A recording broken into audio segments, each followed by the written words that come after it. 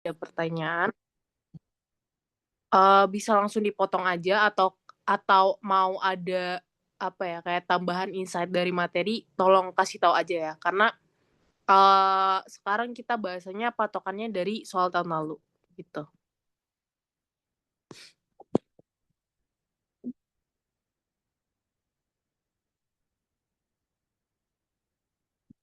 Oke, jadi sesuai kisi-kisi yang dikasih sama kelasnya Pak Ledi, itu 4 soal ya. Soal pertama itu kurang lebih dia adalah eh di monopoli. Terus monopoli juga ada price discrimination. Nah, kalau di monopoli sendiri mungkin pertanyaannya masih lumayan basic. Yang pertama biasanya nyari nyari price, nyari output, nyari profit gitu-gitu. Cuman kayaknya untuk soalnya bakal dia putar lebih ribet atau lebih rumit gitu. Nah, yang nomor 2 itu monopolistik dan oligopoli. Kalau di kisi-kisinya. Jadi kalau di soal tahun lalu monopolistik dan oligopoli itu ya dalam satu soal yang sama. Terus untuk oligopoli dari aku juga nggak tahu yang keluar apakah Kurno, Bertrand, atau Stackelberg. Cuman nanti aku bakal ngasih tahu cara ngerjainnya di semua jenis model. Terus kalau di input market, kalau di soal tahun lalu tuh lebih banyak di teori daripada hitungannya. Terus yang general equilibrium juga dua-duanya ada antara calculation dan teori. Oke, sekarang nomor nomor 1 dulu. Mungkin aku bakal ngasih step-stepnya dulu untuk mengerjakan soal monopoli. Jadi untuk soal monopoli, biasanya kalian yang pertama mencari Q dulu. Biasanya pertama mencari Q. Nah, mencari Q, kalian perlu pakai persamaan MR sama dengan MC untuk memaksimalkan profit. Nah, biasanya soalnya tuh nggak langsung nge-state MR atau MC-nya. Biasanya kalian harus bikin sendiri berapa fungsi TR atau berapa fungsi dari TC-nya biar kalian bisa dapat fungsi MR sama dengan MC. Perlu diingat bahwa TR tuh rumusnya adalah price dikali Q. Dan kita pakai price-nya di sini adalah inverse demand. Jadi fungsi dari Q. Jadi kalian pakainya yang P sama dengan. Kalau misal dia bentuknya masih Q sama dengan fungsi dari P, kalian ubah dulu menjadi P sama dengan. Untuk ngerjain soal sampai akhir gitu. Nah, dari sini kalian cari MR kan diturunin dari TR kan. Itu udah basic. Nah, cara selanjutnya adalah untuk mencari P. Untuk mencari P, kalian jangan dimasukin ke MR atau MC, tapi kalian masukin ke demand function-nya. Gitu. Nah, kalau di soal ini, dia kan masih bentuknya kan demand. Jadi kalau di sini nanti kita bakal pakai inverse demand. Kita harus ubah jadi P sama dengan dulu, baru kita bisa jawab pertanyaan di bawahnya. Oke. P kita masukin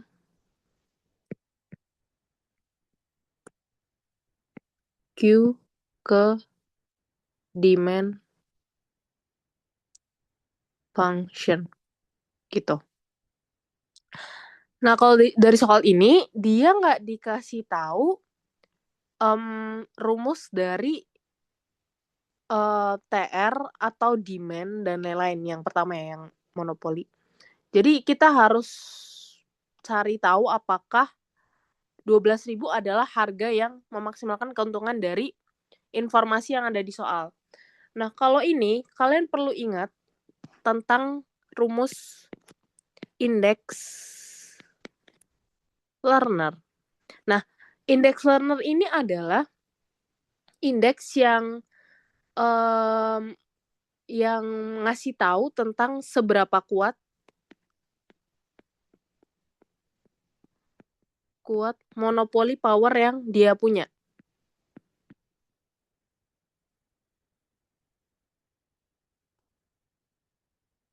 Yang dia punya. Jadi kalau ditanya berapa kekuatan monopoli dari pasar ini atau perusahaan ini, kalian cari pakai rumus index learner. Rumusnya apa? Rumusnya kalian bisa pakai dua cara.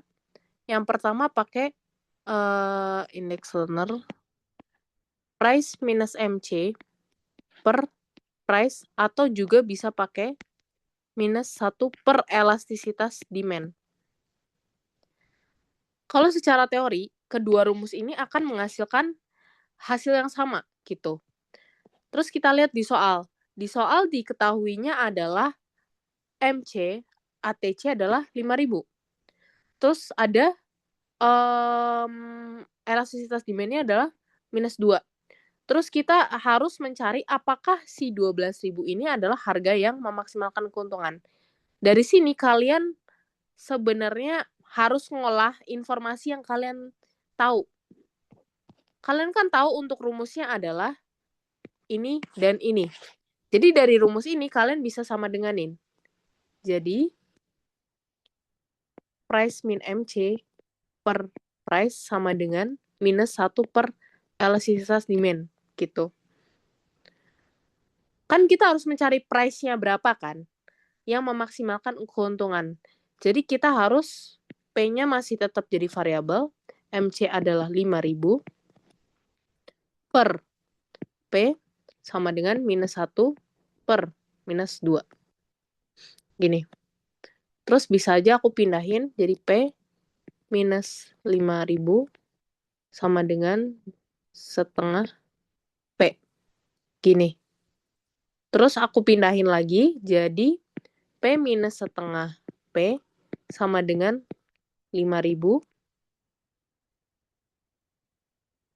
setengah P sama dengan 5.000. Kita dapat P adalah 10.000. Nah, di soal dia bilang, apakah kalau dia ngeset harga 12.000, dia akan mendapatkan profit yang maksimum? Jawabannya enggak. Karena harga yang memaksimalkan profit dia adalah 10.000. Dari calculation yang kita temukan. Jadi price di sini itu udah kita set jadi price yang memaksimalkan keuntungan. Gitu kurang lebih. Jadi yang kalian perlu hafal rumusnya di sini adalah rumus ini dan ini. Gitu. Terus kalian olah informasi ini untuk mendapatkan variabel yang kalian cari. Misalkan dari sini kalian mau mencari elastisitas demand. Kalian bisa kok pakai rumus ini juga. Kalian nanti akan dengan mathematically bisa dapet si elastisitas demand ini. Oke, sekarang yang kedua. Ntar dijawab dulu. Tidak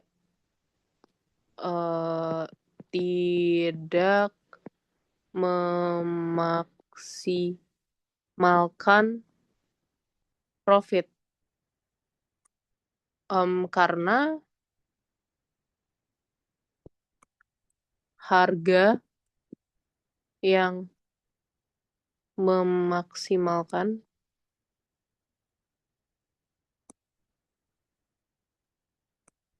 adalah 10.000. Gitu. Sekarang yang B. Dari market research, diketahui bahwa demand-nya adalah Q sama dengan 60.000 minus 4P. Oke, kita harus mencari price, quantity, terus maksimum profitnya berapa. Once again, kita pakai inverse demand ya. Jadi kita ubah dia menjadi function dari P sama dengan. Kalau kita pindah-pindah, jadi kan 4P sama dengan 60.000 minus Q. Kita juga bisa ubah jadi P sama dengan 60.000 bagi 4 jadi 15.000. 15.000 minus 1/4 Q. Gini kan, kita bisa ubah inverse demand-nya jadi kayak gini. kita harus mencari MR sama dengan MC-nya.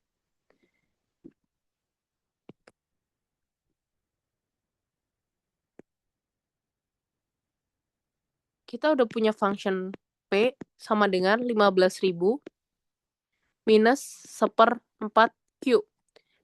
Kita punya TR, jadi 15.000 Q minus 1/4 Q kuadrat. MR-nya jadi 15.000 minus 2/4, atau bisa langsung aku ganti aja ya, setengah Q. Gini kan. Terus dari soal, kita kan udah tahu kan, MC-nya dia adalah 5.000. MC adalah 5.000. Sekarang kita harus mencari Q. Mencari Q pakai MR sama dengan MC. MR sama dengan MC. 15.000 minus setengah Q sama dengan 5.000. 10.000 sama dengan setengah Q. Q kita dapat adalah 20.000. Gini. Terus untuk mendapatkan P, kalian masukin Q ke dalam fungsi price. Bukan MR atau bukan MC. Kita langsung masuknya ke price karena kita mau mencarinya price. Price sama dengan 15.000 minus 1/4 dikali 20.000. Artinya P kita dapat 10.000. Sama kan kayak hasil yang kita hitung di poin A. Hasilnya yang price yang memaksimalkan keuntungan adalah 10.000. Terus kita cari profitnya.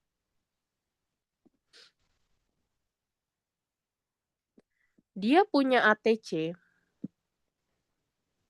Kita cari profit. Profit rumusnya adalah total revenue dikurangi total cost. Total revenue kan price dikali Q kan. Total cost bisa aja aku bilang gini kan. ATC kan TC per Q kan. Jadi untuk mencari TC adalah ATC dikali Q. ATC dikali Q. Jadi profit dia adalah price-nya 10.000, Q-nya adalah 20.000, minus ATC dari soal ya. Kita dapat ATC dari soal adalah 5.000. 5.000 dikali dengan 20.000. In total hasilnya adalah 200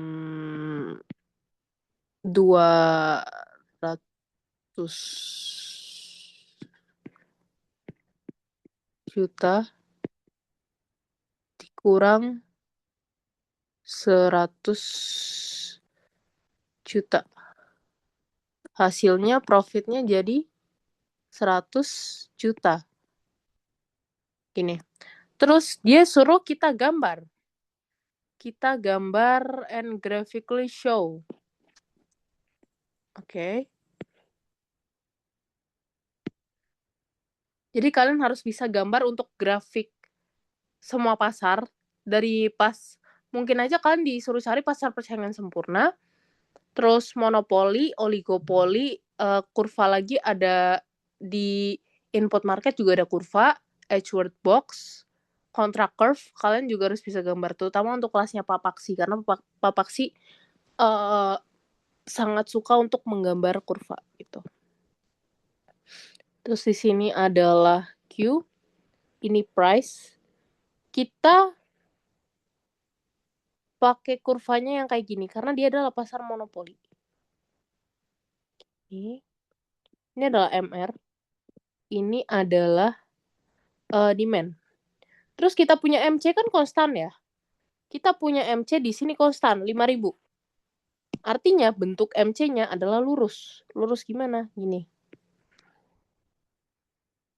Di sini adalah 5.000. 5.000 ini adalah di sini 5.000. 5.000. 5.000 ini adalah MC sama dengan ATC. Kita tahu dari soal ya. Terus kita menemukan keseimbangan dia ada di sini. MR sama dengan MC-nya. Ketemu Q-nya adalah 20.000. Kita tarik ke atas. Kita dapat P adalah 10.000. 10.000. Terus kita dapat profit. Profitnya di sini. Profit sama dengan 100 juta. Gambar kayak gini kalian udah bener. Dan mengerjakan kayak gini kalian udah dapat full point. Sekarang yang C. The company is currently considering implementing price discrimination for the drinking water for produce. Oke. Ini tentang price discrimination. Cuman dari aku nggak tahu yang keluar bakal first degree, second degree, atau third degree. Aku mau recall sedikit materi tentang price discrimination ya. Price discrimination.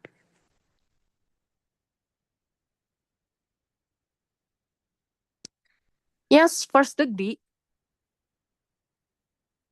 itu ditetapkan berdasarkan maksimal willingness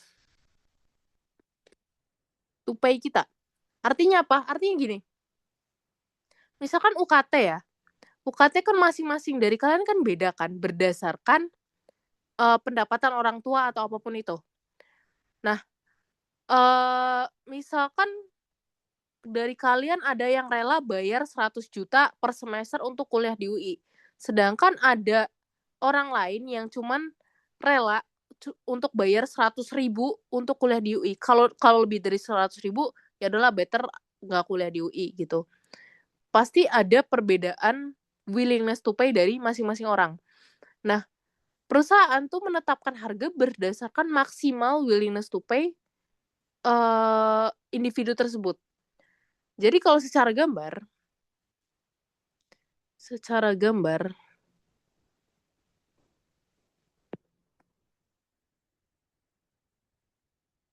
kita ngomongin tentang consumer surplus. Ini secara gambar dulu.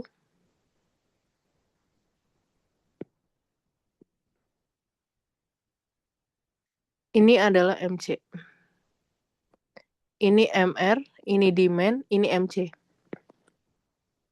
Ya kurang gede deh. Terus oke.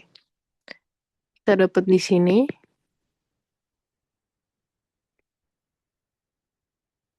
Terus kalian menetapkan titik di sini.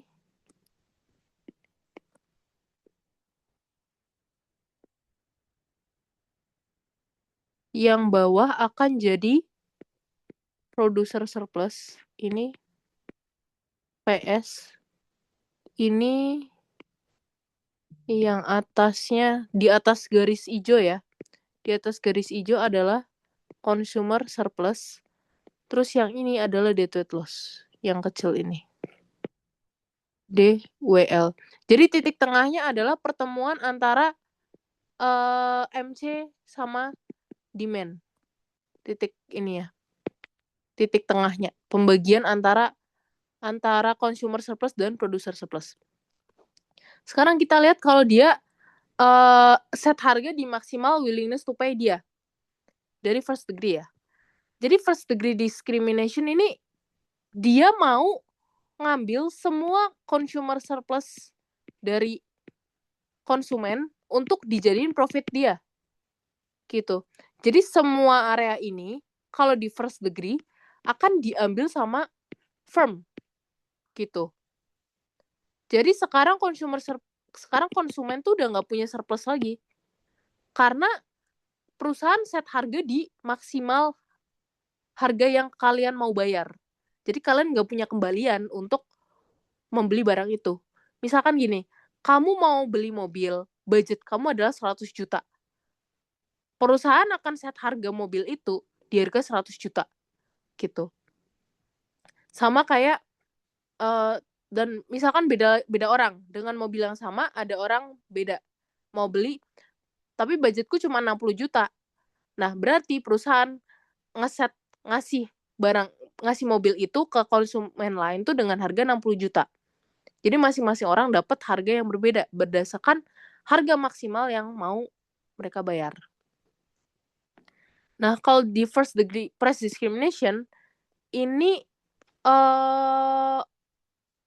kalau kata dosen, dia consumer surplus-nya jadi 0 gitu. Karena perusahaan mengambil semua consumer surplus dari customer itu, consumer gitu. Nah, sekarang yang second degree. Second degree ini berdasarkan kuantitas.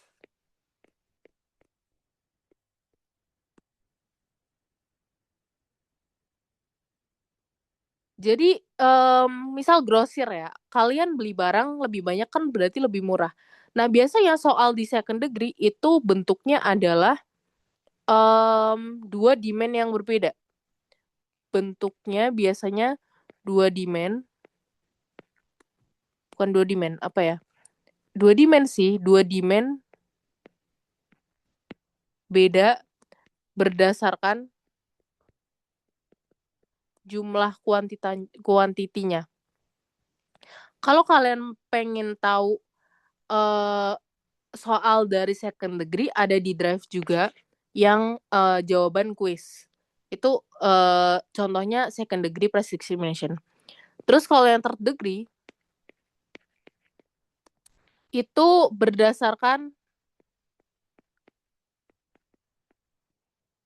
bisa berdasarkan wilayah, bisa berdasarkan karakteristik. Contohnya McD. McD di Indonesia sama di Thailand kan sebenarnya McD jual barang yang sama kan kurang lebih. Tapi untuk harganya pasti mereka set di harga yang berbeda. Karena mungkin aja demand Indonesia lebih tinggi.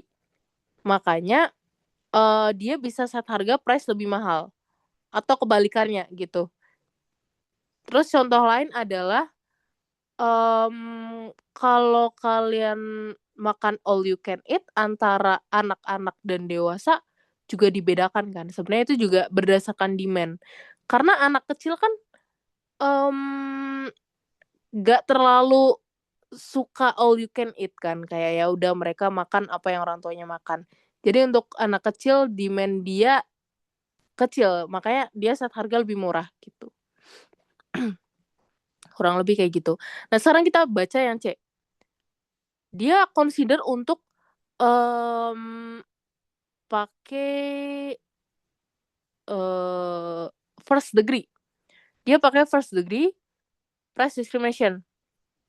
Show potential profit and consumer surplus and the weight loss from this practice. Oke. Kita gambar kurva lagi. Dia mau set first degree price discrimination.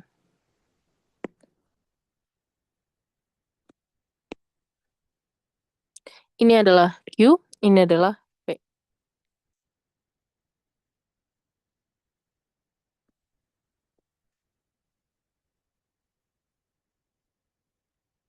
Kita pakai soal yang sama ya.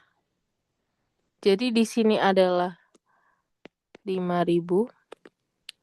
Oke. Di sini adalah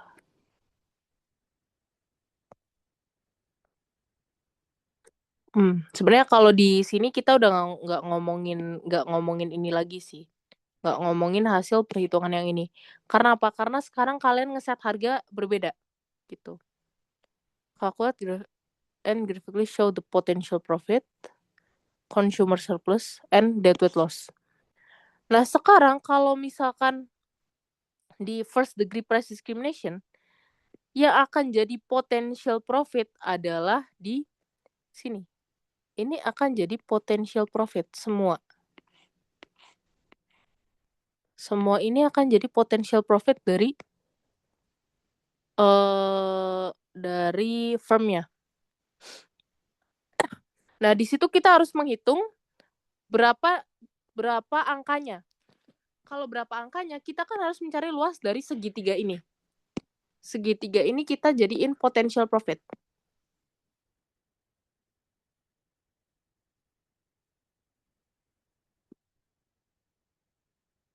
Oke.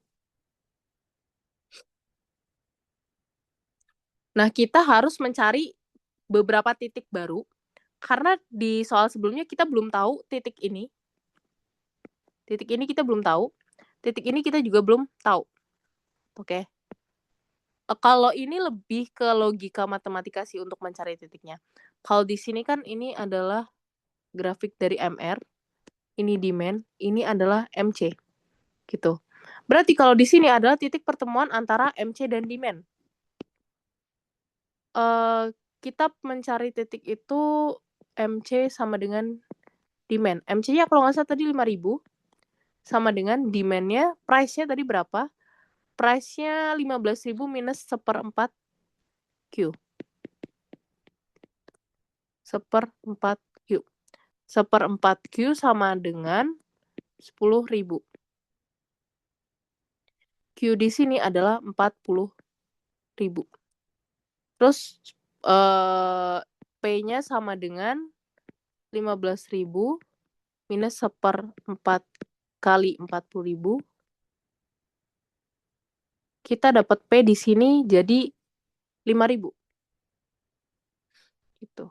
Ini dari calculation matematikanya. Sama sih P-nya 5.000. Di sini adalah jadi 40.000. Sebenarnya bisa kalian masukin aja sih. Yang 5.000 ini, kalian kan udah dapet titik ini kan 5.000 kan. Langsung kalian masukin ke Q. Q yang ini. Kalian dapat Q-nya 40.000. Kalian udah dapet titik ini 5.000, ini adalah 40.000. Sekarang kalian butuh titik ini. Titik ini dari function P ketika Q-nya 0. Ketika Q-nya 0, P-nya jadi 15.000. Di sini jadi 15.000. Jadi potential profit dia kan untuk rumus segitiga kan setengah. Alas kali tinggi. Alasnya kan 40.000. Tingginya adalah 15.000 dikurangin 10.000. Jadi 10 dikali 10.000. Jadi hasilnya adalah 200 juta. Potential profit kalau dia pakai first degree price discrimination. Terus habis itu kita harus mencari consumer surplus. Consumer surplus dia jadi 0 karena udah diambil semua sama si firmnya. Jadi dia nggak akan punya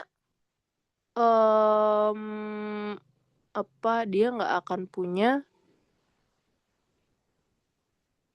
ini lagi nggak akan punya consumer surplus lagi gitu. Terus TWL-nya juga akan jadi 0 sih harusnya gitu. TWL-nya 0 karena kan dia first degree price discrimination ya, jadi dia bisa ngeset harga berapapun di kotak ini. Oke, nomor 1 ada pertanyaan nggak? Nah, itu yang ujung P-nya itu 15.000 atau 10.000 ya? 15 yang ini. Karena kita kan harus mencari pakai ini kan, pakai function P. Ketika Q-nya 0, P-nya 15.000 kan. Oh Gitu. iya, oke. Masih Kak. Ada pertanyaan lagi nggak? Terutama price discrimination. Kak, first degree tuh ada yang perfect sama imperfect nggak sih Kak, kalau nggak salah? Betul. Jadi bedanya perfect sama imperfect tuh gini. Perfect kayak kamu bisa tahu aku maksimal willingness to pay-nya berapa, tapi kalau imperfect kamu cuman ngeliat-ngeliat doang. Oh, ini bisa nih kalau gue set harga 10 juta, tapi ternyata willingness to pay kamu adalah 15 juta. Artinya kan sebenarnya kamu bisa dapet higher ini kan, higher profit dari ngeset harga lebih tinggi. Itu bedanya perfect sama imperfect di situ. Tapi untuk masalah consumer surplus sama aja 0. Karena kamu ngambil semua harga di sini. Kamu ngambil harga di sini, di sini, di sini, di sini, di semua titik kamu ambil harganya. Gitu. Oke, ada pertanyaan lagi nggak? Berarti ini yang perfect atau imperfect? Sorry. Berapa? Ini perfect. Asumsi yang perfect. Kalau gambarnya sama aja, Kak. Perfect sama imperfect. Sama aja. Oke. Sama aja. Terus, oke, di monopoli kayaknya kemarin Papa sih sempat mention pajak ya. Dampak penetapan pajak di monopoli. Jadi kalau pajak sendiri, aku tulis di mana ya? Sini. Dampak pajak di monopoli itu ada 2 jenis. Yang pertama lamsam. Sama pajak per unit. Tax per unit. Pajak lamsam tuh artinya apa? Artinya dibayar cuma sekali. Dibayar 1 kali. Kalau pajak per unit ya sesuai namanya. Jadi gini, pajak lamsam, misalkan sekarang aku bilang Pertamina tuh monopoli ya. Terus aku kasih pajak ke Pertamina 1 miliar. Terserah dia mau produksi berapa, intinya kamu bayar pajak 1 miliar. Itu namanya pajak lamsam.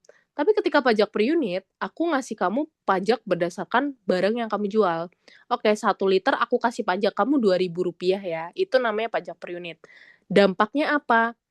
Dampaknya, kalau lamsam kan dia termasuk fixed cost ya.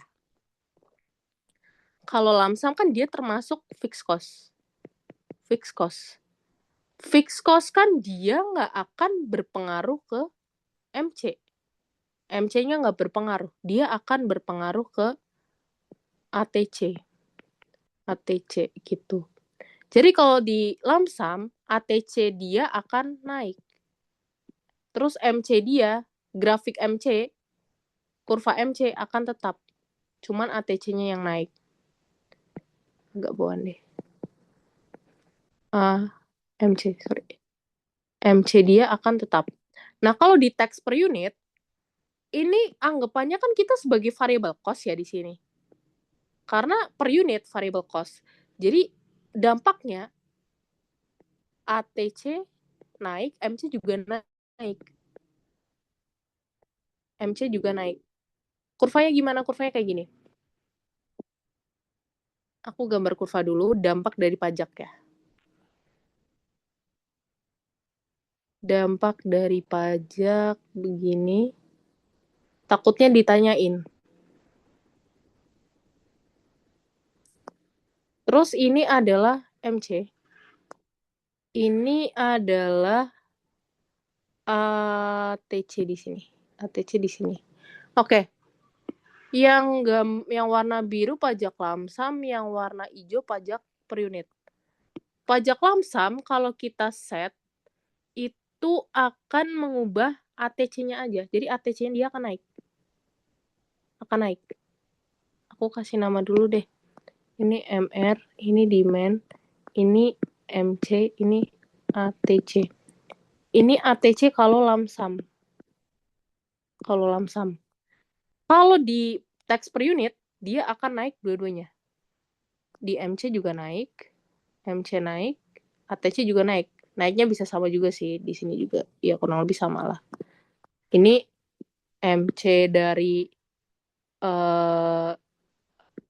tax per unit, ini ATC dari tax per unit.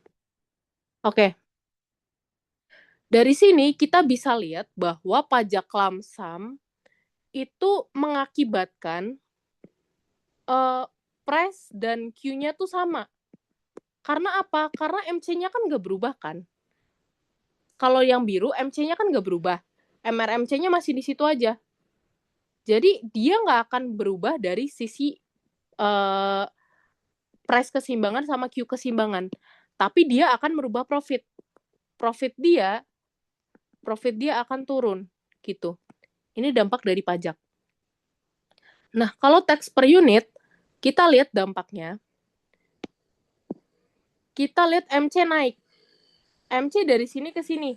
Artinya Q yang kalian produksikan berkurang. Dampaknya adalah Q produksi kalian turun. Q turun. Terus kita lihat lagi. P-nya naik kan? Dari sini ke sini. P-nya naik. Dampaknya P-nya juga naik. Profit ambigu sebenarnya. Profit ambigu. Tergantung dari elastisitas si ininya. Tergantung sih kalau profit. Oke, ada pertanyaan dulu nggak monopoli?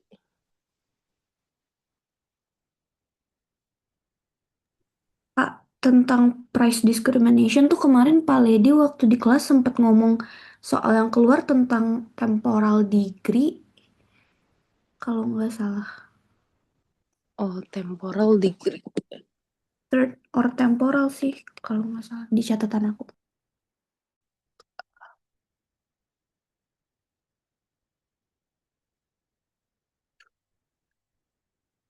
Kalau third degree itu menurut aku soal yang akan keluar adalah bentuknya dua demand yang berbeda. Contohnya adalah bentar. Kemarin aku ada bikin soal gini. Jadi kalau di price discrimination third, soal yang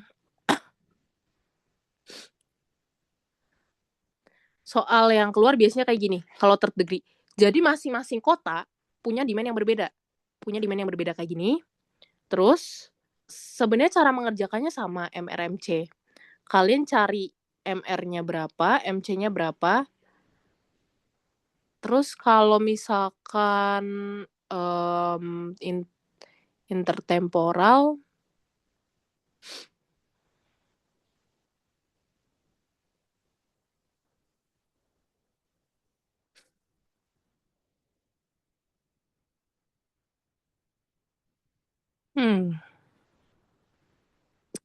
intertemporal menurutku dia lebih ke logik sih. Bukan logik, apa namanya? Intertemporal teori. Kayak kamu misal dikasih soal perusahaan apa bla bla bla menjual handphone harga baru rilis sama 6 bulan kemudian harganya beda. Terus kamu suruh ngejelasin apa itu namanya intertemporal gitu. Kayak kalau di grafik di hitungan sebenarnya nggak ada, tapi kalau third degree biasanya hitungannya tuh kayak tadi, dia demand-nya beda di dua kota. Jadi kalau intertemporal itu jual harga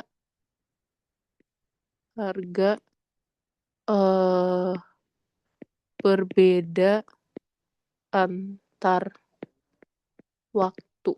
Contohnya HP ya.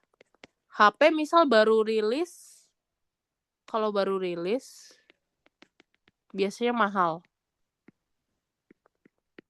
Tapi kalau dia 10 bulan kemudian, dia akan didiskonkan lebih murah. Gitu. Itu kalau misalkan intertemporal. Tapi kalau yang third degree, soalnya ya kayak tadi, beda demand, beda kota beda demand, kurang lebih kayak gitu. Monopoli ada pertanyaan lagi ya? Atau tentang yang tadi? Pertanyaan tambahan.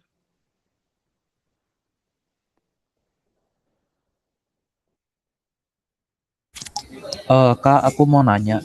Boleh. Kalau degree of monopoly power itu dihitung berdasarkan si learner index itu bukan, Kak? Iya, Monopoly power index learner. Cuman degree price discrimination tuh bukan berdasarkan index learner, tapi berdasarkan jenis gimana sih dia ngediskriminasi pembelinya. Bukan berdasarkan index learner gitu. Itu cara kita tahu soal ini pakai first degree, second degree, sama third degree itu gimana, Kak? Sebenarnya tergantung identifikasi soalnya sih. Kalau misalkan gini, dia bilang kalau kalau kamu kuantitasnya beda belinya, harganya beda. Itu second degree, kan langsung tahu. Terus kalau misalkan dia beda kota, terus beda karakteristik, itu kamu bisa bilang itu third degree. Karena dia set harga berdasarkan karakteristik orang yang berbeda. Tapi kadang yang agak kebalik antara third sama first. Karena kan third kan berdasarkan karakteristik kan. Tapi kalau yang akan berdasarkan kalau yang first kan dia berdasarkan maksimal willingness to pay dia kan. Nah, tapi kan kalau misalkan berdasarkan karakteristik kan dia nggak ngeset di maksimal willingness to pay juga kan. Misalnya gini, ada orang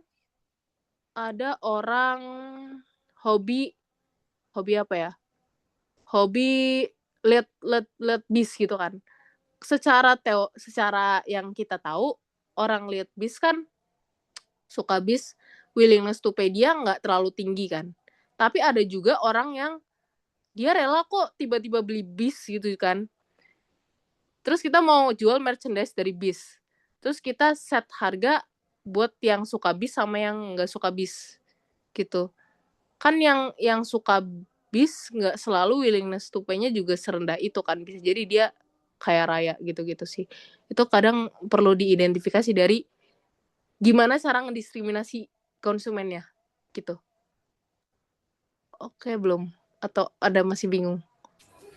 Tapi dari ketiga bentuk itu nanti kita akan dikasih tahu kayak 2 fungsi demand yang berbeda gitu kan ya, Kak? Kalau 2 fungsi demand yang berbeda itu cuma di second sama di third. Oh, oke. Kalau Kasih, di Kak. first itu misalkan dari willingness to pay dia, kayak dia rela bayar 10 juta, dia rela bayar 5 juta, bla bla bla.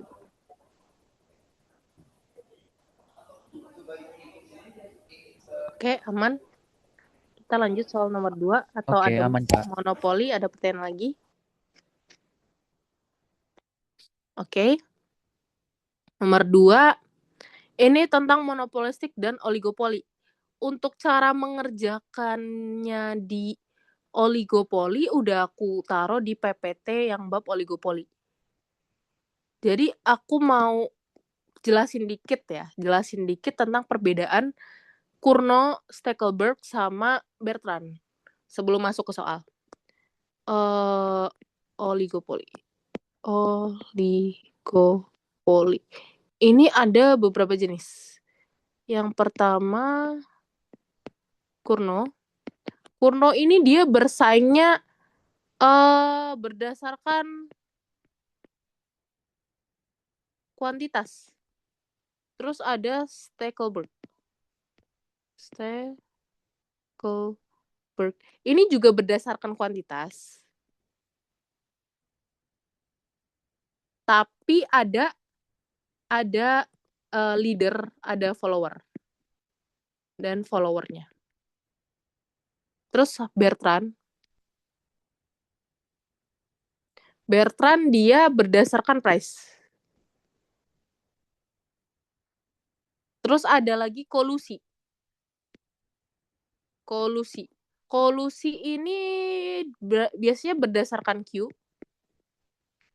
Berdasarkan kuantitas. Tapi dia bekerja sama. Aku bakal jelasin singkat cara ngerjain kuantitatifnya gimana. Kalau Cournot, kita masukin RF1 ke RF2. Nanti kita belajar caranya kok. Tapi inti dari perbedaannya di sini. Terus kalau Stackelberg, kita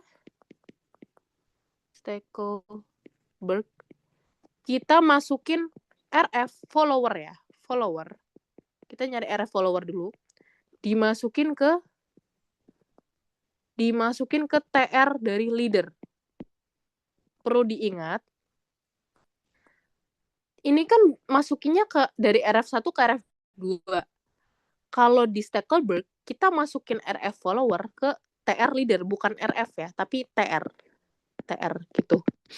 Terus kalau di Bertrand tuh sama sih kayak Kurno. Bedanya dia nanti kalau di Kurno kita pakainya functionnya P sama dengan function dari Q gitu. Function dari Q.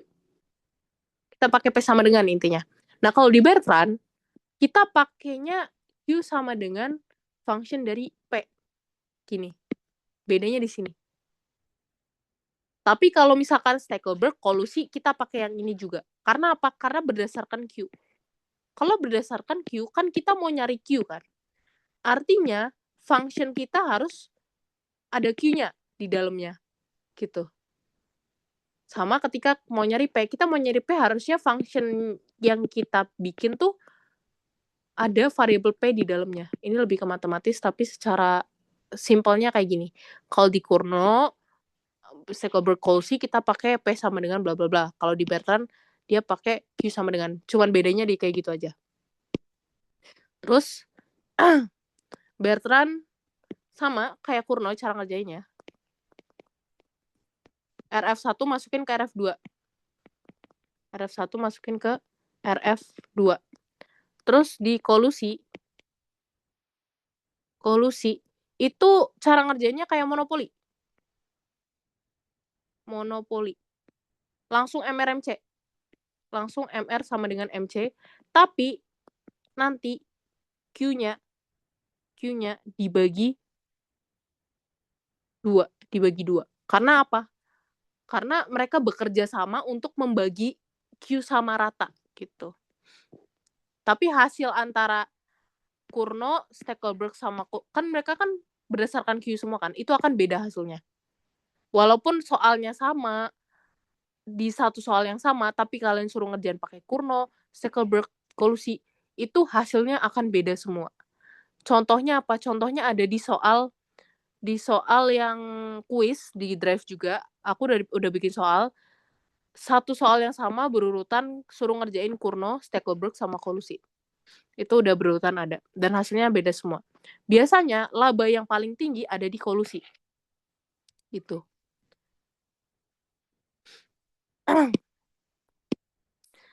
Kita lihat yang pertama tuh masih monopolistik.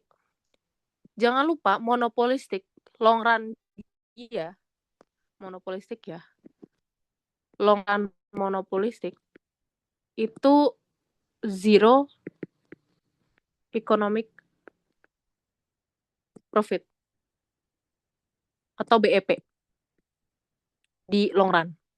Sebenarnya monopolistik mirip kayak monopoli, cara ngerjainnya juga sama, MRMC, terus masukin Q ke P, tapi bedanya kadang di long run ditanyain long run-nya gimana gitu. Long run-nya ya BEP, nggak ada profit gitu. In the long run, the Sweet Drink Company operating blah blah blah.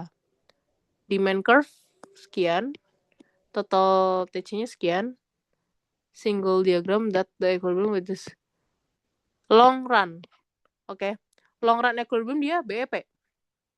Secara grafik dia akan menjadi seperti ini.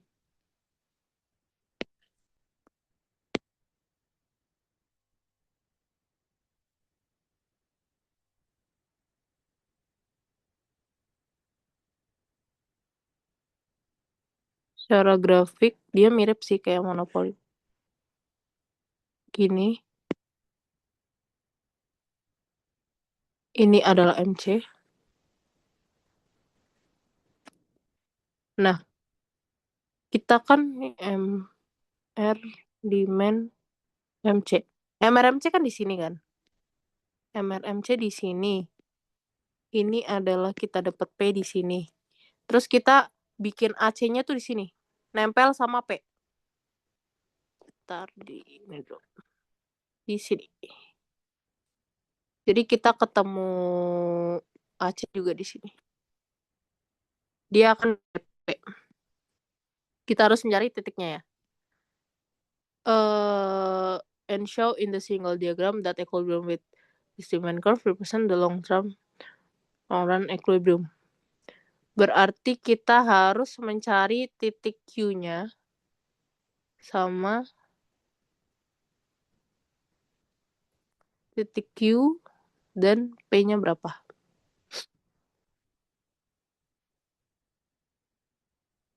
Dia kan BEP kan. Berarti ATC harus sama demand. ATC sama dengan demand. Gitu. ATC dia adalah 400 plus 60 Q per Q kan. Karena dibagi Q, demand dia 100 minus Q. Wait.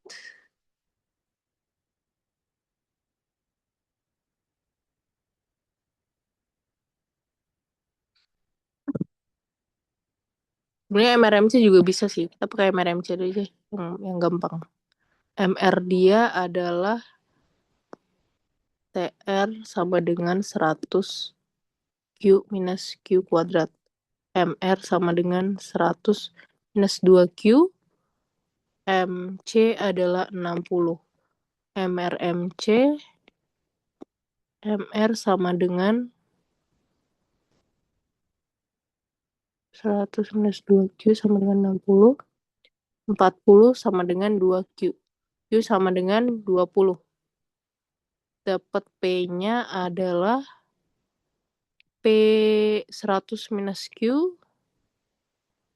80. Berarti di sini adalah Q-nya 20. P-nya 80. Kita lihat ATC-nya apakah 80 juga atau enggak. ATC adalah 400 plus 60 dikali P-nya 80 per 80.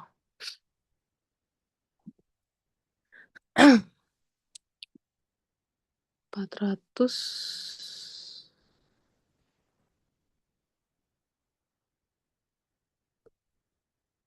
Oke.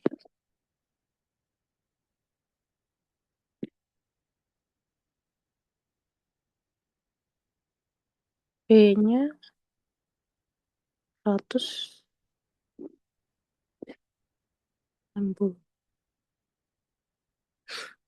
kali Q, kali P. 20 60 kali 20 tambah 400 bagi 20. Dapat 80 juga. Sebenarnya sama. Jadi ATC sama P akan sama karena BP. Kalau fungsi profit kan bisa kita hitung juga pakai rumus P minus ATC dikali Q. Di sini berarti P-nya 80 minus 80 dikali 20 hasilnya 0. Jadi ini long run equilibrium dia akan BEP gitu. Terus sekarang ya oligopoli. Bisa dia state duopoli bla bla bla. In this duopoli produce identically face market demandnya kayak gini, buat marginal without any fixed cost. The quantity dia berkompetisi secara kuantitas. Optimal quantity, price, profit, bla bla bla. Oke. Kita akan ngerjain soal yang oligopoli. Yang B sekarang. Kita punya P adalah 2000 minus Q. Maaf, itu ada yang nanya. Kenapa? Sorry. Ya, jadi katanya kalau normalnya kan ATC bentuknya kan U gitu ya Kak. Tapi dalam case ini dia tuh MC-nya konstan. Berarti harusnya ATC-nya nggak U gak sih Kak? Tapi somehow Yang bingung gimana cara define Oke. yang mendekati MC. Kalau di atas kan dia konstan ya. Kalau di atas sebelumnya kan lurus gini. itu kalau dia state constant berapa gitu, gini. Tapi kalau dia bentuknya function kan gini kan, TC kalau dia menjadi ATC kan TC per Q kan, TC per Q sebenarnya kalau MC konstan juga bisa gini sih. Bisa juga kalau dia konstan 60, MC-nya kayak gini juga nggak salah. Kalau kamu gambar gini juga nggak salah.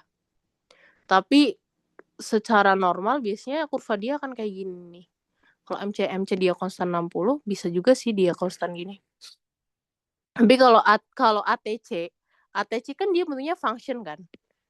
400 plus 60 Q per Q. Function, jadi bentuknya kurang lebih kayak gini. Tapi kalau MC dia konstan di 60. Bisa juga kok kamu gambarnya gini. Harusnya dosen juga paham kok kalau itu konstan. Tapi kalau secara theoretically kurva MC kayak gini. Gitu. Karena di sini kita nggak disuruh mencari consumer surplus, producer surplus, dan deadweight loss. Jadi harusnya kayak gini juga aman kok. Tapi kalau mau lurus juga nggak apa-apa. Gitu.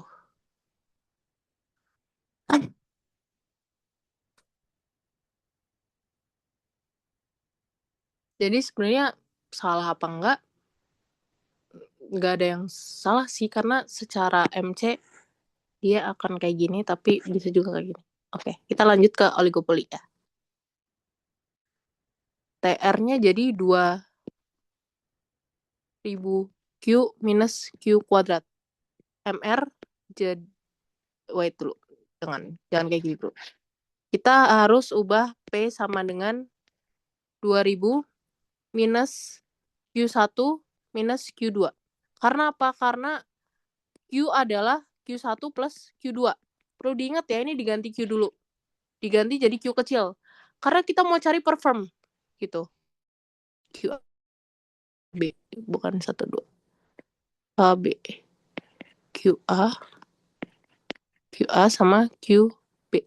Gini. Jangan lupa diganti Q sama Q kecil. Berarti P bisa kita tulis 2000 minus QA minus QB. Gini ya. Diubah kayak gini dulu P-nya. Yang pertama. Habis itu kita mencari quantity. Reaction function dulu.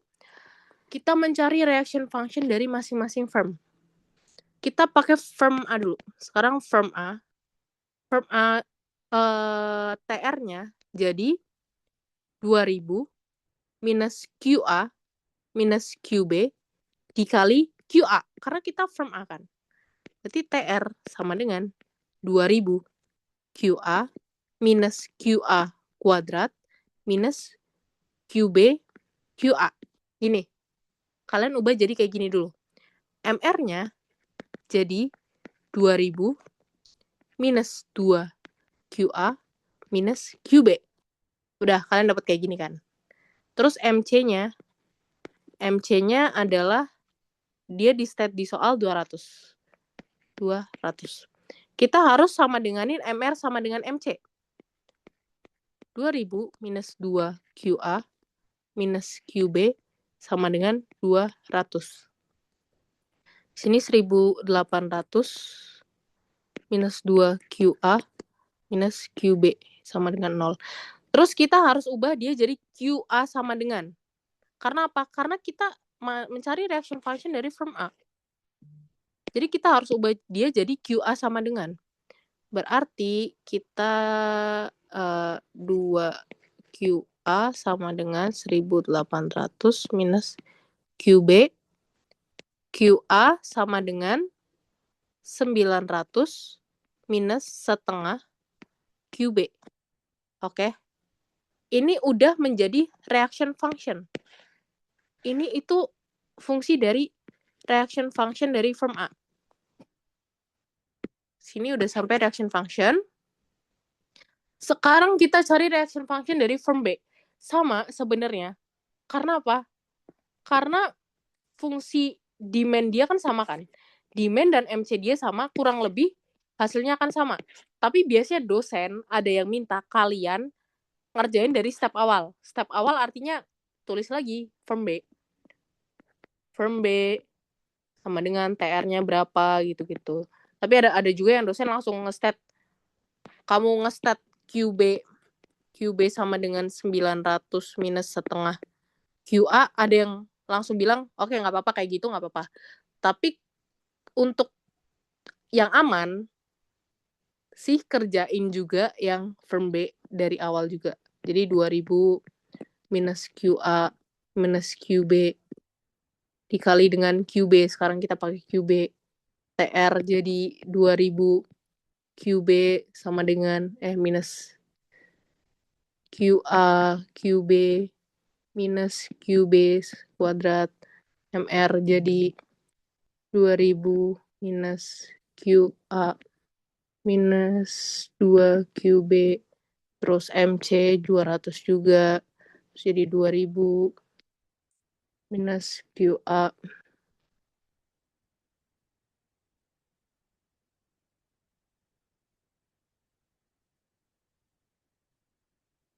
minus QA QB sama dengan 0 2 QB sama dengan 300 minus QA QB sama dengan 900 minus setengah QA. Gini. Sampai reaction function ada pertanyaan dulu nggak? Aman kan? Masih aman sih harusnya. RFP. Nah, aku di sini mau nge-highlight perbedaannya dulu ya. Cournot, Stackelberg, dan kolusi. Kalau misalkan Cournot, kamu masukin QA ke sini. Kamu ganti QA pakai ini. Kamu ganti QA-nya di sini pakai ini. Tapi kalau Stackelberg, misalkan firm A adalah follower. Firm B adalah leader. Nah, kamu udah dapat ini. Kamu masukin QA-nya ke TR, ke sini. Kamu masukinnya ke sini. Dimasukin ke sini, diganti pakai ini. Jadi QA di sini diganti pakai yang ini. Itu kalau Stackelberg. Oke, jadi bedanya di situ cara ngerjainnya. Kalau kolusi gimana?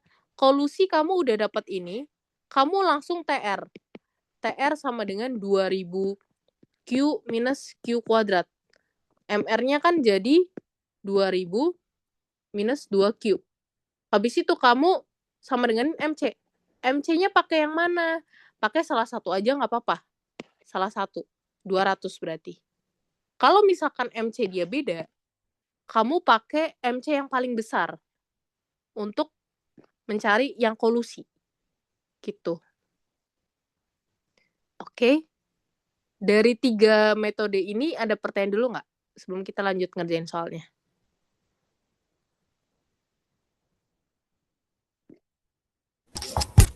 Kak, aku mau nanya. Iya. Itu yang soal A, hitung-hitungannya ada di mana ya, Kak? Soal A. Iya. Soal tadi pas kakak ngerjain itu nggak muncul di Zoom gitu. Oh iya kah? Gini sih. Oke nggak? Kalau yang A kan dia mencari long run equilibrium dia kan adalah kalau di monopolistik long run-nya BEP ya. Artinya profitnya 0. Terus kita MRMC bla bla bla kita buktiin apakah benar profit dia 0. Ternyata benar profit dia 0. Gitu aja sih sebenarnya. Terus apa lagi ya calculation-nya? Mostly sebenarnya di mikro MRMC sih, MRMC, cari profit gitu-gitu doang. Cuman kalian harus paham perbedaan dari masing-masing market tuh di mana aja gitu. Tapi oligopoli udah oke untuk yang perbedaan 3 model, Cournot, Stackelberg, dan kolusi. Untuk contohnya ada di jawaban kuis di Google Drive. Contoh dari 3 metode. Karena sekarang kita ngomongin Kurno aja. Gitu. Kita masukin ke QB ya. QB sama dengan 900 minus setengah Q setengah dikali QA. Dikali 900 minus setengah QB. Dapatlah begini. Terus QB sama dengan 900 minus 450. Terus plus 1/4 QB. Gitu. Berarti QB minus 1/4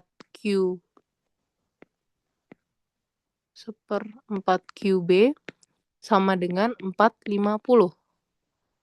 Jadi 3/4 QB sama dengan 450.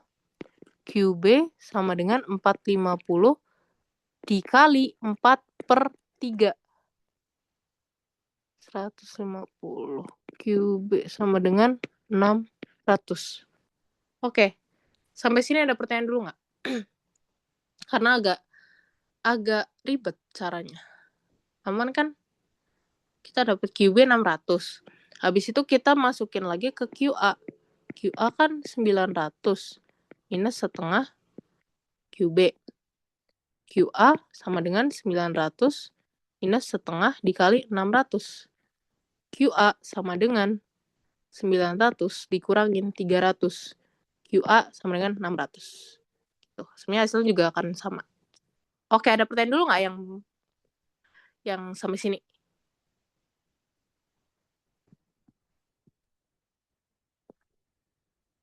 Terus kita nyari price sama dengan 2000 minus Q besar ya. Q besar adalah QA plus QB. Artinya P sama dengan 2000 minus 600 tambah 600. P sama dengan 2000 minus 1200. P sama dengan 800.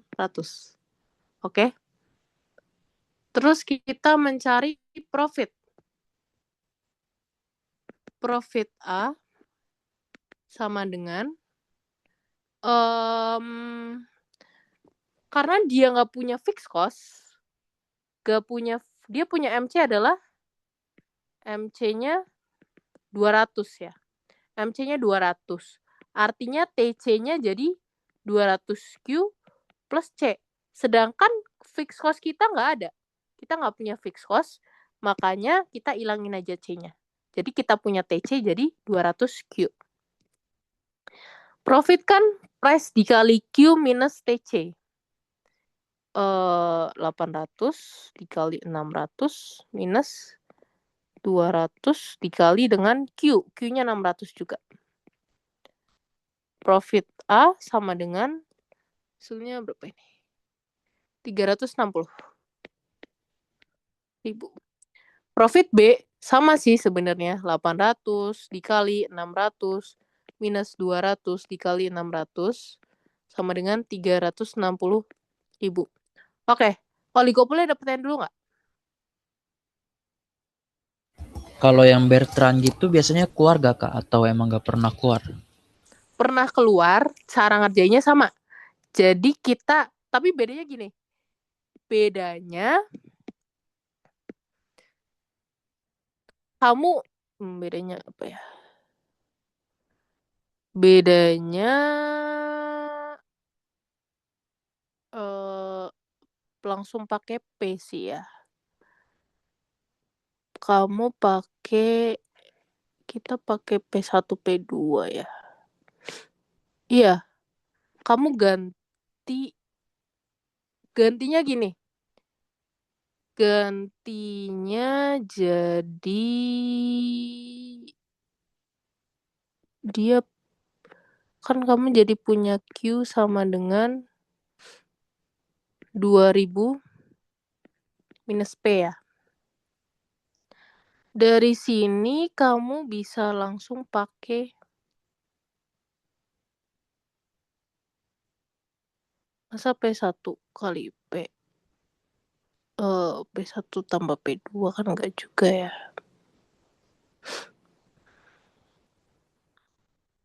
Harusnya Bertrand tuh mirip ya. Coba aku nanti cari soal Bertrand, tapi dia jarang keluar sih Bertrand. Bertrand jarang keluar karena ada asumsi yang harus dipenuhi. Asumsinya banyak banget. Asumsinya apakah barang dia homogen, apakah barang dia beda, heterogen, dan lain-lain. Jadi nanti aku masukin ke drive aja ringkasan buat Bertrand. Tapi cara ngerjain masukin reaction functionnya sama. Bertrand nanti kamu cari reaction function, masukin ke reaction function satunya. Gitu.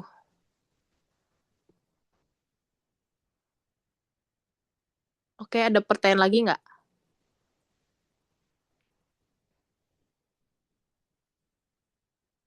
Kalau aman kita next. Next ya. Kalau soal ini ada calculation, ada teori. Dia bilang dia bentar, tadi kurvanya belum ya? Plot the reaction curve company bla bla bla. Oke. Kurvanya belum. Kurvanya kayak gini. Kurvanya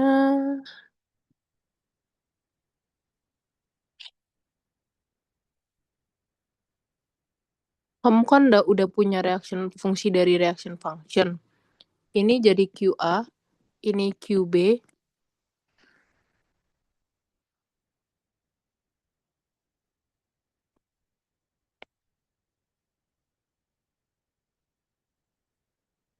Dia titiknya di sini. Ini adalah 600 dan 600. Terus titik ini jadi berapa? RF-nya 900 sama 450. 900, 450.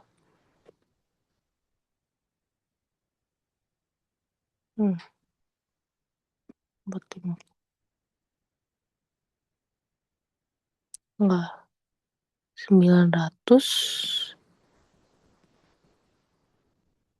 900 ditutup jadi 1800. Sorry, 1800. 1800 sama 900. 1800, 900, 1800. Terus yang jadi RF itu ketika Q-nya QB, QA 0, QA 0, 900. Berarti ini RFA, ini RFB. Caranya, ini mathematically sih. Dari fungsi reaction function. Reaction function yang ini, kalian bikin jadi kurva. Tuh. Dan ketemunya di sini. Terus yang nomor 3, the influence, bla bla bla.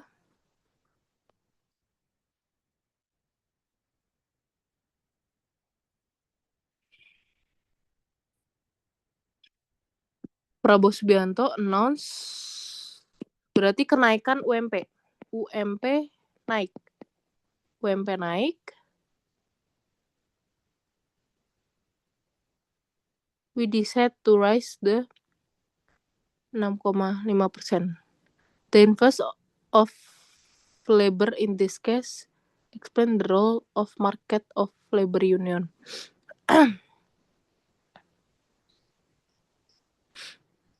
Oke. Jadi kalau misalkan labor union ini akan memperkuat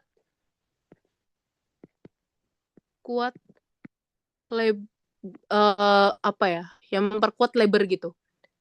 Memperkuat labor, akhirnya dia punya monopoli power.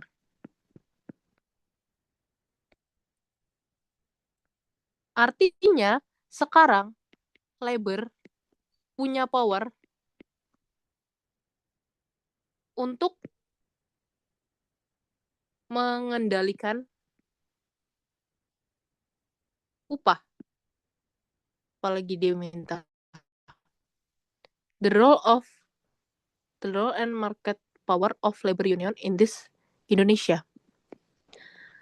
Karena labor punya power untuk mengendalikan upah, jadi upah di labor market akan lebih tinggi. Gitu. Labor union itu akan membentuk monopoli power. Jadi ya sekarang labor punya power buat mengendalikan upah yang bakal mereka dapat. Jadi kalau misalkan di input market cuman ada 2 jenis. Yang pertama kompetitif. Itu PPS sama monopsoni. Nah, kalau di monopsoni ini dia nggak punya market power. Karena apa? Karena gini, misalkan di Depok cuman ada satu perusahaan. Mau nggak mau orang Depok kan kerja di perusahaan itu kan. Jadi kondisi labor market di Depok saat itu lagi monopsoni karena cuman ada satu perusahaan yang mau ngambil si labor ini gitu. Dan akhirnya labor ini tuh nggak punya power untuk mengendalikan harga. Nah, ketika dia membentuk labor union nih apa ya, partai buruh, dia akan lebih punya power. Dia akan punya monopoli power dan nanti market apa ya? Jadi nanti wage yang ditetapkan itu nggak serendah ketika di monopsoni. Gitu. Kalau labor union. Kalau monopsoni kan kayak ya udahlah berapapun gaji yang mereka kasih terima-terima aja gitu kan. Padahal mungkin kalian lagi dieksploitasi atau apa. Tapi ketika mereka bersatu membentuk labor union, upah yang akan ditawarkan nanti akan lebih tinggi dari di monopsoni gitu. Kurang lebih teorinya kayak gitu. Terus sekarang yang B, dia punya only textile industry. Artinya ini monopsoni ya. Monopsoni. Dia the only textile industry which has strong labor union. Dia punya labor union yang kuat and the online red hailing industry. Worker blah blah blah blah. Explain what will happen to wage level and employment in these two industry following the UMP increase. Oke, kita pakai diagramnya adalah pakai supply dan demand.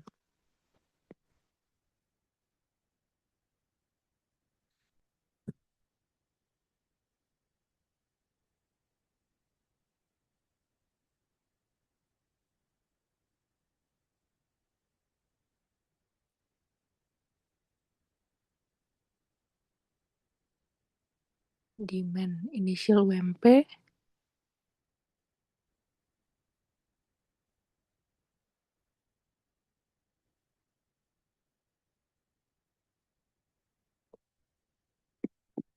assume that blah blah blah which has strong labor union and the online was worker are partner and not subject to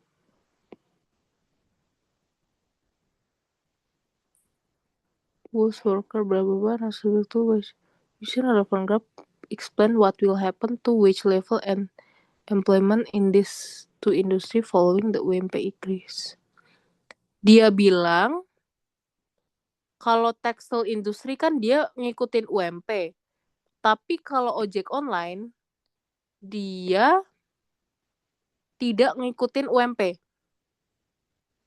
Kondisinya gimana? Kondisinya akan seperti ini.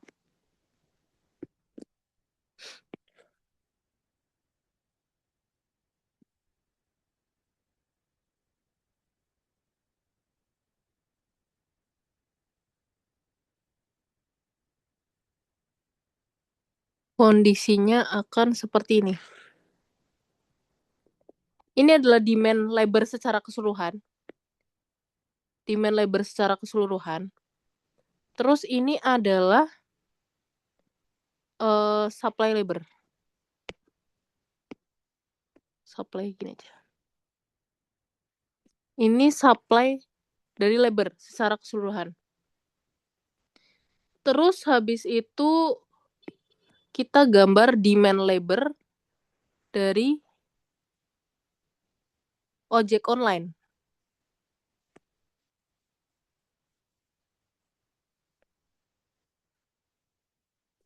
In demand ojek online.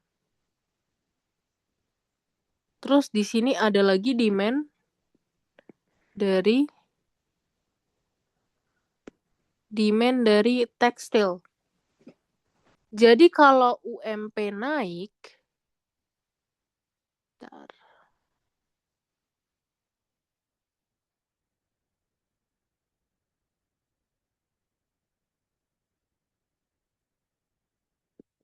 Dia ketemu di sini. Ini harusnya UMP awal. UMP awal. Terus dia naik jadi di sini. Ini UMP kedua. Terus apa yang akan terjadi?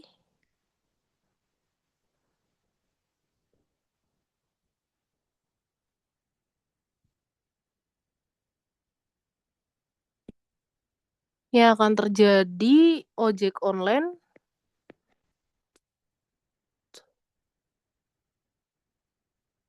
ini logik sih sebenarnya. Ojek online nggak terpengaruh. Jadi secara logika menurutku ojek online sekarang akan beralih ke industri tekstil. Karena UMP-nya naik. Jadi sekarang ojek akan berpindah ke tekstil. Gitu, terus habis itu ojek akan turun, tekstil akan naik. Kemarin aku jawab kayak gini bener, dan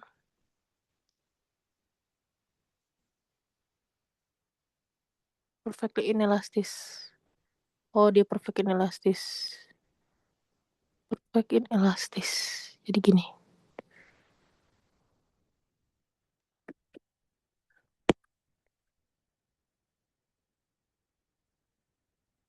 Supply labor, perfect inelastis, terus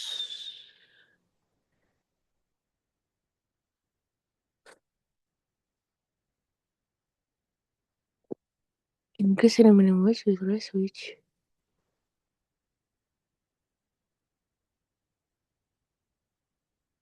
Labor force. Oh, oke. Kurvanya kayak gini. Karena UMP naik, dia akan menambah kos perusahaannya akan naik kan. Kos perusahaan akan naik. Ketika kos perusahaan naik, dia harus nurunin kos dengan PHK karyawan. PHK akan naik. Ketika PHK naik, orang-orang jadi ojek sekarang. Ojek akan naik. Hubungannya kayak gini. Gitu. Terus yang C. Sekarang C. Sebenarnya yang B logik sih, tapi materi intinya adalah demand supply labor. Oke. Yang B jawaban pasti benernya jujur tergantung dosen sih. Tuh. Sekarang yang C calculation. Aku mau nerangin materi dikit.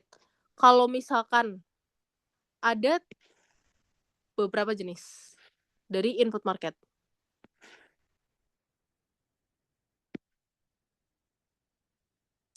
Dia kayak gini.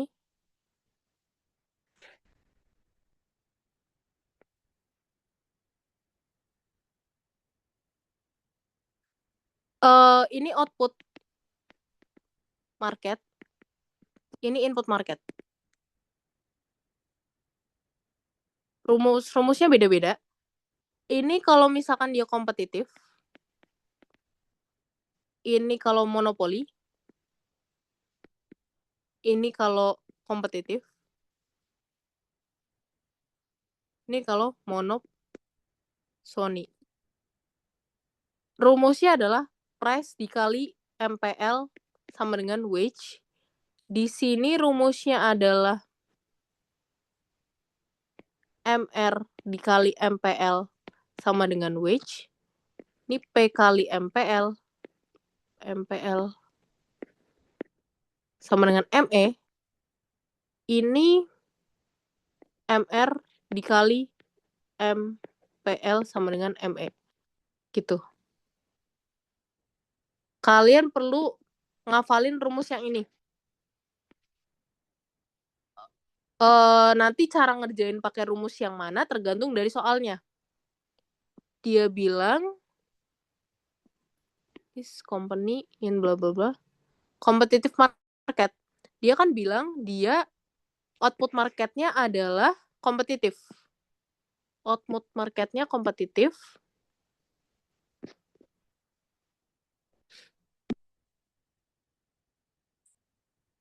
Output market dia kompetitif.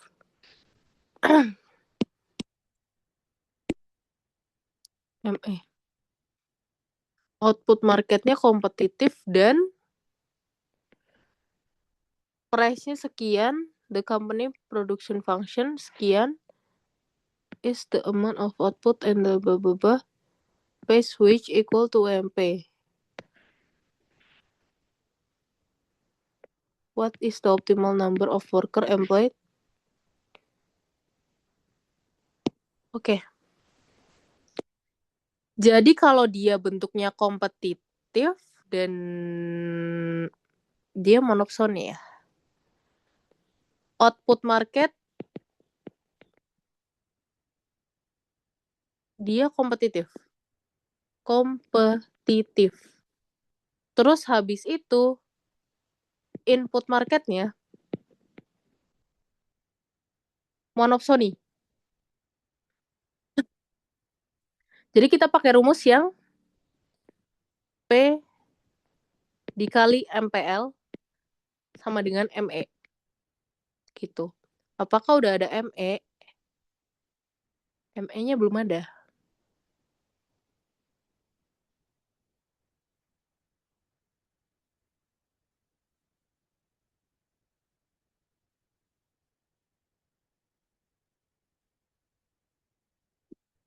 Kalau di sini biasanya tuh wage sama dengan AE. Berarti untuk mencari total expenditure, kamu bisa kali dengan wage dikali labor. Wage dikali labor untuk ME itu turunan dari TE per L. Kalau di rumusnya. Ini rumusnya, terus habis itu kita punya wage kan bukan function ya. Wage-nya langsung di state 4.500.000.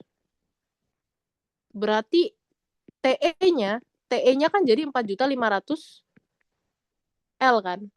ME-nya sama aja kayak wage. Tapi sebenarnya kita nggak bisa langsung nge-state sama dengan wage. Karena apa? Karena dia bentuknya monopsoni. Kalau dia masih bentuknya function, wage-nya masih bentuknya function, itu kamu harus kali dengan L dulu, terus diturunin untuk menjadikan dia ME. Jadi kita nggak bisa langsung pakai wage. Gitu. Kalau di case ini karena dia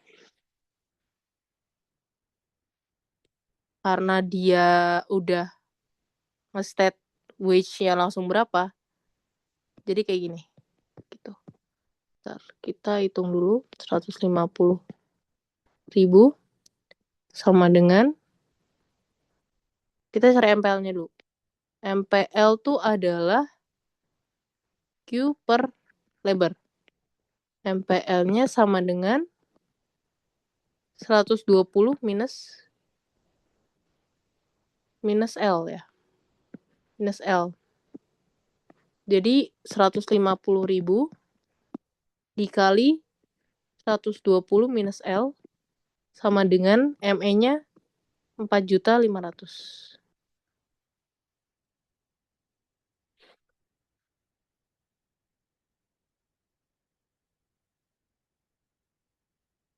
Terus habis itu 150.000 dikali 120 jadi 18 juta.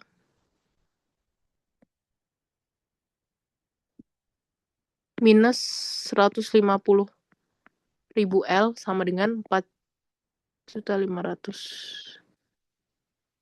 Kurangi 4.500.000. 5 juta. 13.500.000 sama dengan 150.000 L. Kita dapat L sama dengan 13.500 dibagi L-nya 90. Jadi kita harus mencari apa lagi? Before UMP. Ini before UMP.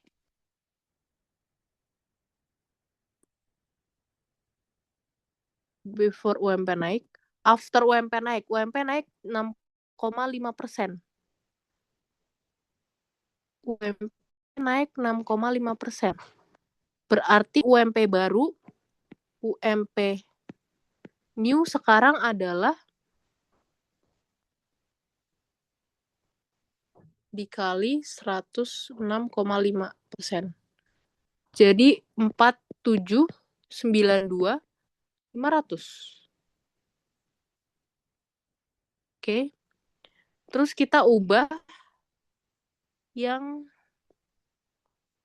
18 juta minus 150.000 L sama dengan 4.792.500.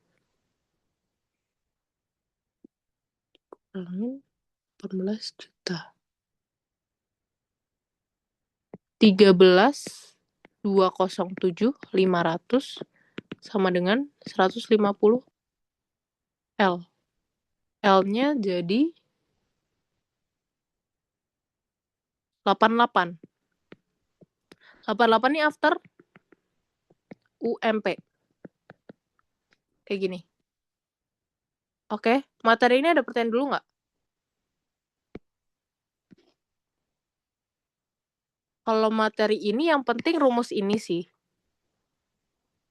Yang penting dari rumus ini, kalian ngerjain mencari labor, dan biasanya suruh nyari wage-nya. Tapi rumusnya yang pasti ini dulu. Kita next ke soal terakhir. Dia bilang, the initial endowment, bla bla bla.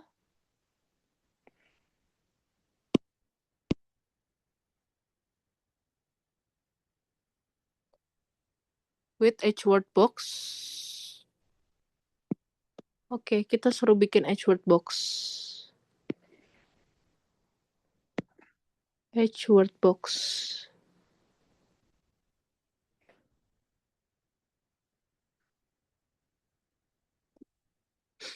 H word box. Terus habis itu utility Barkin, utility Robinson,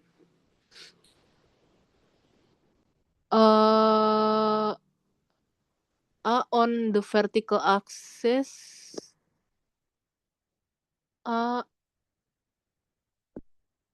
dan ini C, ini C.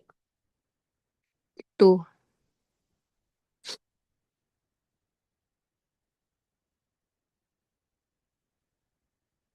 utility function, kita harus tahu dia udah Pareto efisien atau belum. Itu ketika MRS dari Barkin sama dengan MRS dari Robinson. MRS mereka adalah utility function.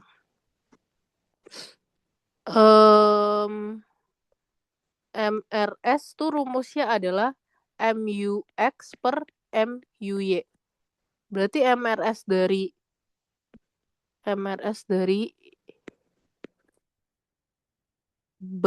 Baskin adalah MUA per B aja. MUA per B.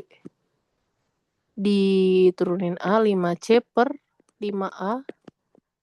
MRS dari Robinson adalah 4C per 4A. Berarti untuk disama denganin, jadi 5C. Aku bisa sederhanain aja jadi C per A. Jadi C per A juga.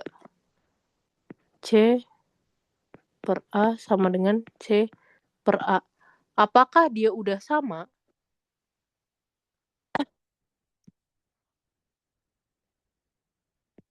Jadi C per A sama dengan C per A. Dia Baskin konsumsi 8A dan 12C. Sedangkan C konsumsi berapa?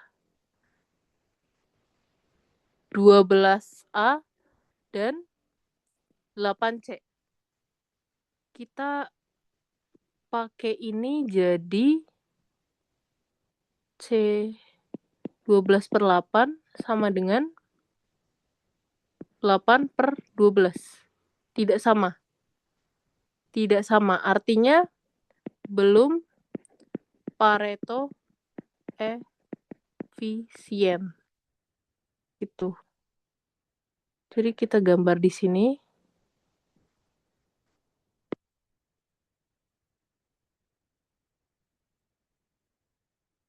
Terus kita gambar.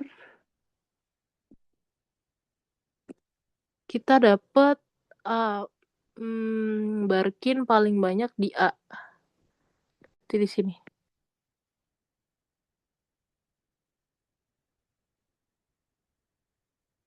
Ini Barkin dapat C-nya 8. Barkin C-nya lebih banyak. C-nya lebih banyak daripada A. Sorry.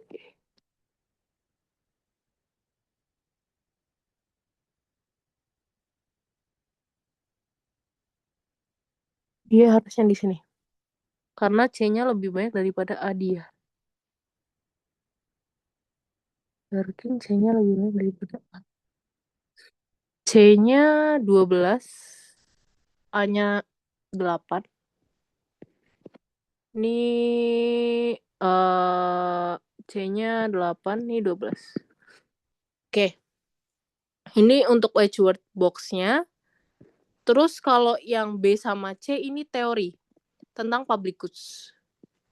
B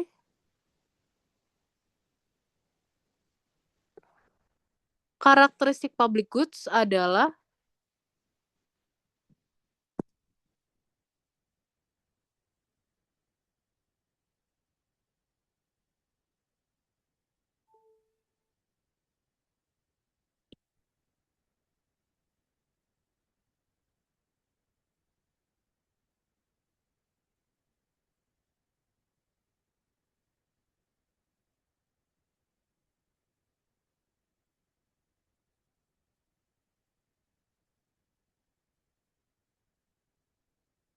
public goods dia rivalry. Ini di sini rivalry. Ini non rivalry. Ini excludable dan non excludable. Ini adalah private goods. Ini adalah club goods. ini adalah common goods, ini adalah public goods. Jadi kalau public goods itu ciri khasnya adalah non-rivalry dan non-excludable. Rival ini artinya bersaing. Bersaing artinya satu barang nggak bisa dipakai orang lain. Ini nggak bisa. Rival itu artinya satu barang nggak bisa dipakai dua orang gitu. Ini cuma bisa dipakai satu orang. Kalau excludable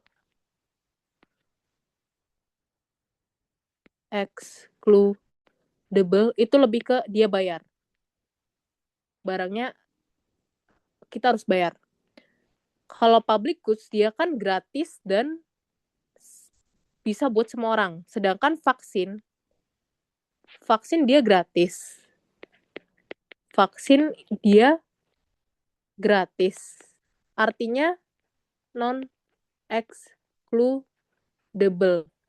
Tapi kan dia nggak bisa dipakai, satu jarum kan nggak bisa dipakai semua orang kan. Artinya dia rivalry. Jadi vaksin itu tergolong sebagai common goods. Bukan public goods. Gitu. Terus identify the market failure issue that may arise. Oke.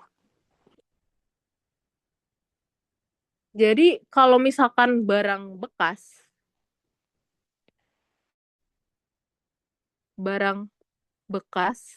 itu dia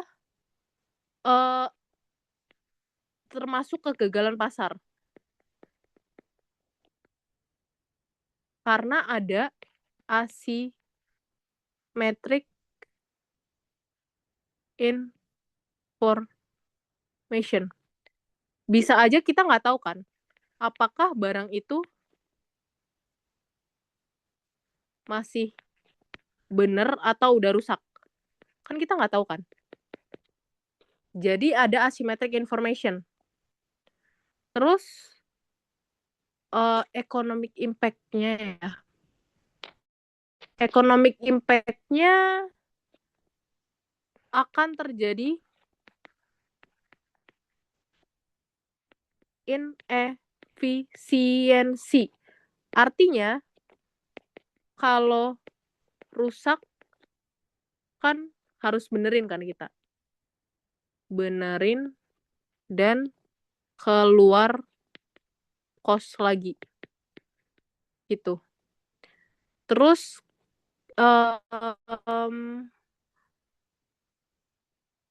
why do seller own second-hand camera in Japan a sign of yang di Jepang itu akan reduce si asymmetric information-nya. Sehingga inefisiensi akan turun. Sehingga akan mendekati sempurna. Gitu. Oke, dari semua soal ada pertanyaan nggak? Atau semua materi? Nah, ini udah selesai. Kak, aku mau nanya tentang yang excludable sama rivalry. Boleh.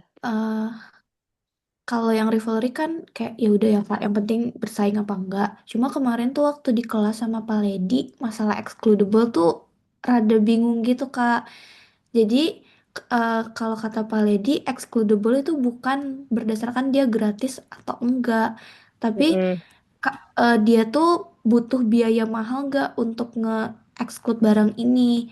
Jadi Mm-mm. even dia gratis kayak vaksin nih Kak, terus kayak bapaknya nanya, tapi bisa nggak di exclude? Bisa. Oh ya udah berarti dia excludable gitu. Jadi bukan gratis. Soalnya kemarin contohnya ini Kak, sekolah negeri. Mm-mm. Sekolah negeri kan gratis, tapi rivalry kan. Terus Mm-mm. kayak jawabnya, oh itu non excludable sama rivalry gitu, Kemenku. Tapi kata bapaknya, tapi kan sekolah negeri tuh bisa, nggak butuh biaya mahal untuk nge-exclude. Nah itu jadinya dia excludable gitu Kak. Jadi dia private goods. Kayak dia Oke, bilangnya naturally gitu. oke.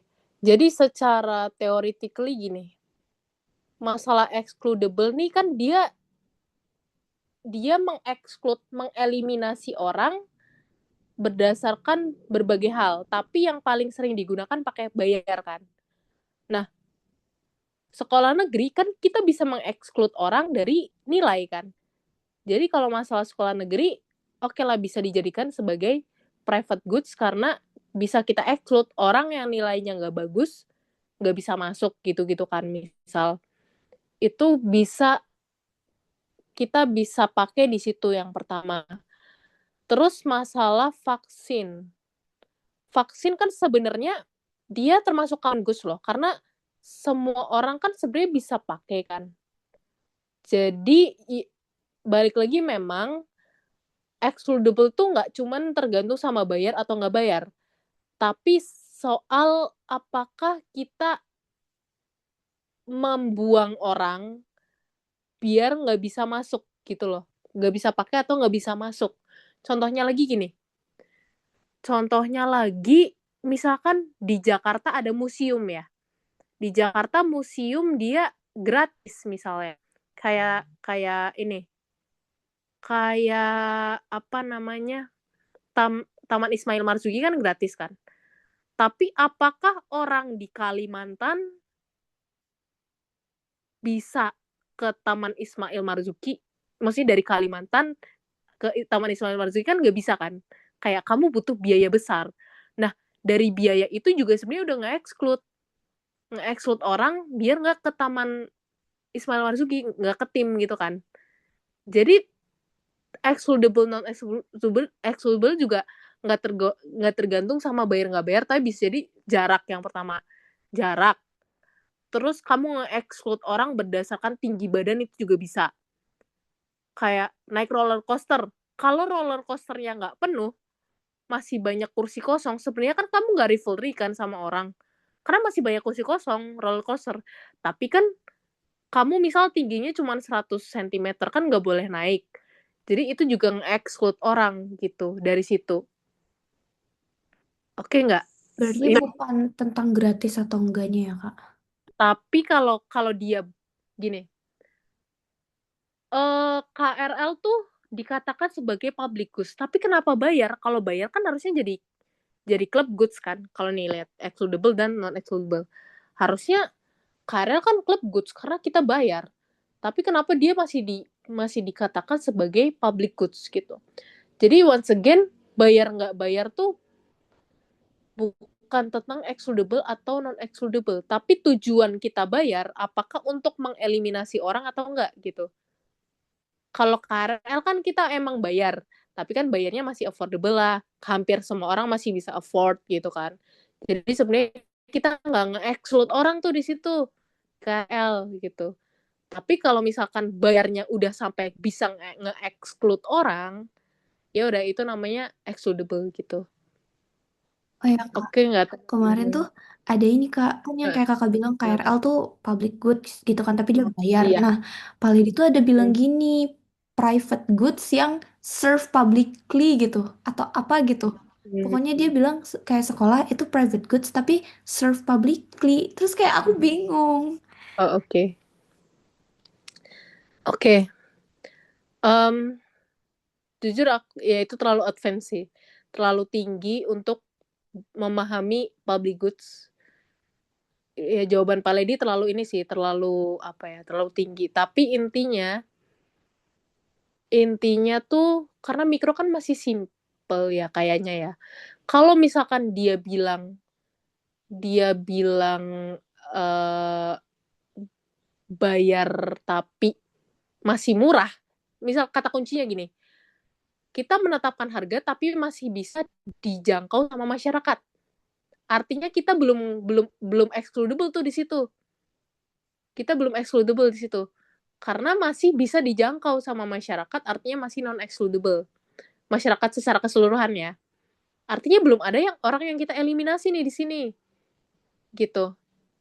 Nah, tapi ketika dia udah bilang ada syarat dan itu akan mengeliminasi orang, itu akan menjadi excludable. Syaratnya entah dari harga atau tinggi badan atau misalkan once again nilai gitu-gitu, itu udah tergolong dari excludable. Cuman memang yang dijelasin Pak Lady itu udah terlalu advance yang udah matkul tingkat matkul semester atas itu. Tapi secara simpel kayak gitu. Oke. Thank you, Kak. Paling menurutku yang akan keluar mungkin gini. Mungkin ditanya, transportasi umum ya. Ini mungkin aja sih, sebenarnya aku nggak tahu. Tapi misalkan ditanya, ceritanya KRL dan TJ kan public goods, tapi kenapa bayar gitu-gitu gitu. Jadi kalau ini theoretically banget sih emang. Jadi ada namanya tragedy of common. Tragedy of common. Artinya dia dari public goods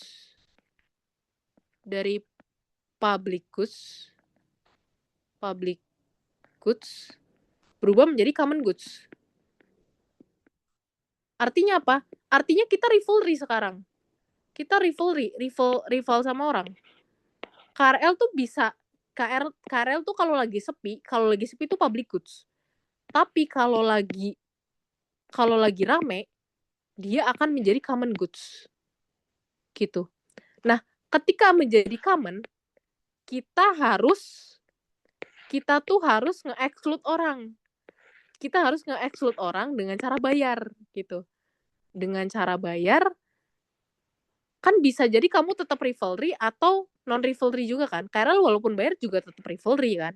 Jadi sebenarnya KRL juga private goods sih. Maksudnya itu juga ya kayak gitu sih, kayak yang Pale dibilang akan menjadi private goods yang terpublikkan gitu-gitu. Karena itu tadi. Karena yang pertama, oke, kita mau jadiin dia public goods. Tapi considernya tiba-tiba dia menjadi rivalry. Karena terlalu crowded. Dia akan menjadi common goods. Oke, sekarang karena crowded, karena rame, kita kasih harga. Biar apa? Biar nggak serame itu. Artinya ada orang yang ter-exclude kan. Ada orang yang ter-exclude, artinya menjadi private goods. Setelah menjadi private goods, ternyata sekarang udah nggak rame. Kalau nggak rame, dia akan menjadi club goods. Gitu. Tapi ada satu apa ya? Apa sih namanya ini? Tragedy of common. Satu istilah yang mungkin akan keluar, namanya tragedy of common. Jadi public goods yang berubah menjadi common goods karena dia rivalry. Cara untuk menghindari tragedy of common adalah menetapkan fee atau harga di public goods gitu. Menurutku ya, kalau misalkan jawaban kamu logis dan berdasarkan teori yang ada di mikro, kalian mau jawab apapun tuh bener, asalkan pakai asumsi ya. Diasumsikan ini public goods terus akan jadi common goods bla bla bla. Gitu. Jadi apapun yapingan kalian asal pakai asumsi atau grafik itu akan bener. Oke. Menurutku sih kayak gitu. Karena kemarin aku ini juga yaping, bener juga kok di yapingin aja. Yang kayak gini. Kayak gini, di yapingin aja.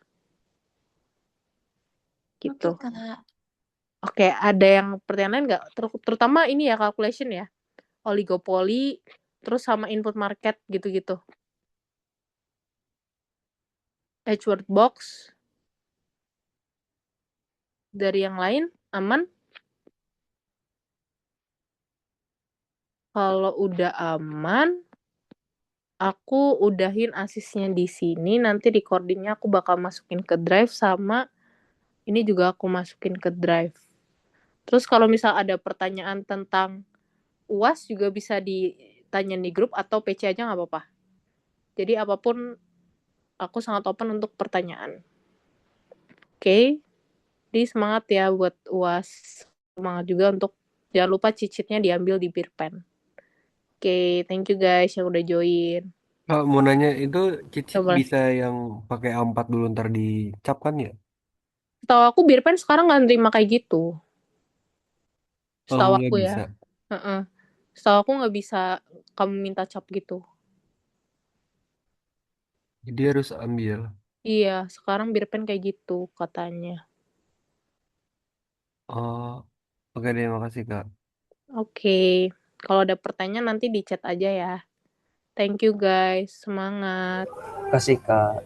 Oke.